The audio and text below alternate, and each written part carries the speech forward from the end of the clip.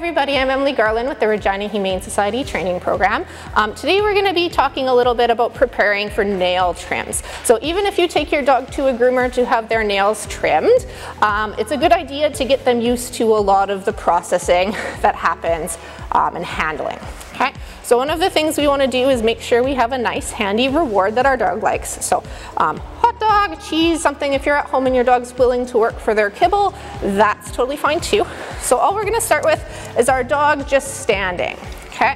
And I'm going to keep lots of cookies right here, and I'm just going to start touching the back of the legs. So a lot of people like to go right to the toes, right to the clippers, but if they're not good with just their legs being touched, it's kind of hard to get to the feet. So if ever she was to leave, I'm just going to let her leave and tempt her back with the hot dogs. So as you can see, her feet really aren't moving here. She's okay with that. So I'm just going to move to lifting a foot and rewarding. Okay. So basically, as soon as the foot is lifted, I am going to give her that snack. I'm out of snacks now, so I'm going to reach in and grab a few more.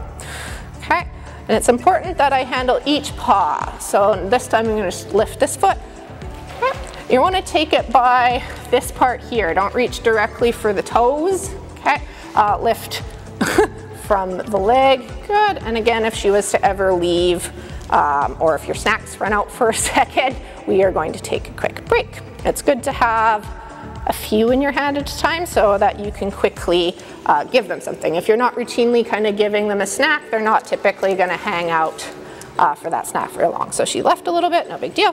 And you might spend a couple of sessions just picking up feet, especially if your dog doesn't like their feet handled or doesn't like nail trims to begin with, had a bad experience. You might be playing at this level for a bit. Okay.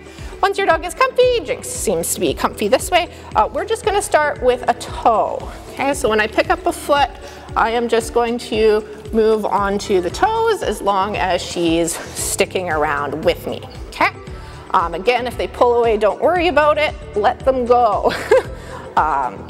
This is training, it's not the real thing, so we want them to feel like they can leave if necessary. Okay, so now I'm to the point where I'm able to kind of grab her foot.